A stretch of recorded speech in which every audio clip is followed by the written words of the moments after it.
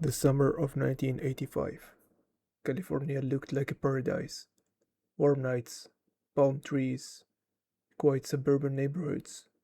But behind thousands of locked doors, something was waiting in the darkness.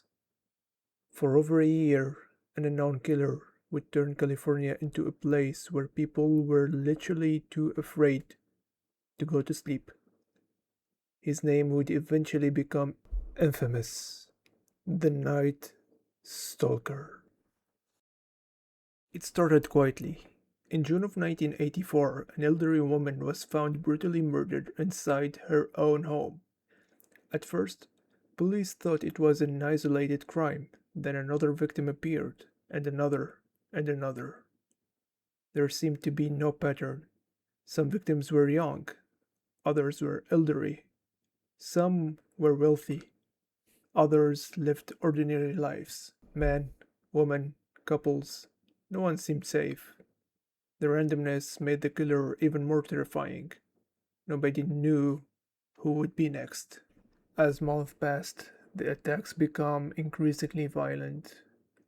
The intruder usually entered homes through unlocked doors or windows during the middle of the night. Many victims reported waking up to find a shadow standing over their bed.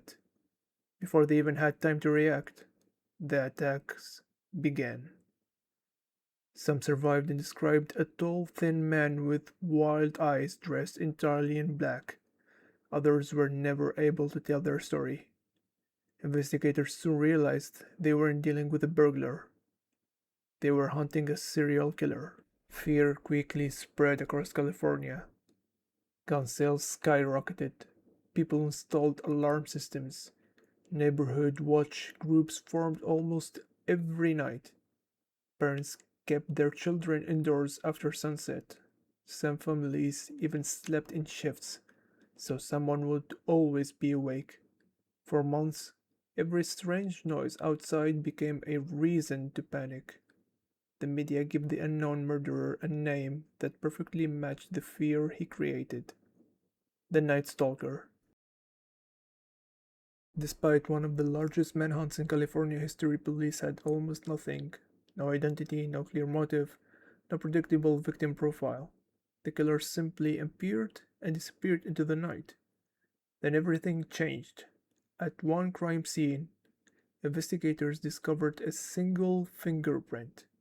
It matched the records of a 25 years old drifter named Richard Ramirez.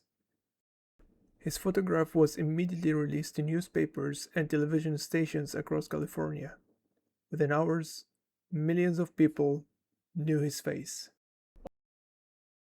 On August 31st, 1985, Ramirez unknowingly walked into a neighborhood in East Los Angeles. Residents immediately recognized him from the news. Instead of letting him escape, they chased him. People ran through the streets yelling that the Night Stalker had been found. Some grabbed pipes, others grabbed sticks. Ramirez tried stealing cars. He jumped fences, but the crowd kept growing. Eventually, they caught him and held him until police arrived. One of America's most terrifying serial killers had been captured, not by detectives, but by ordinary citizens. Richard Ramirez was later convicted of 13 murders, multiple attempted murders, sexual assaults, and burglaries. Investigators believe the true number of victims may never be known.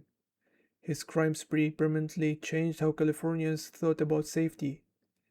People are now locking their doors that had never been locked before. Home security systems became common, and for many who lived through that terrifying summer, sleep never quite felt the same again.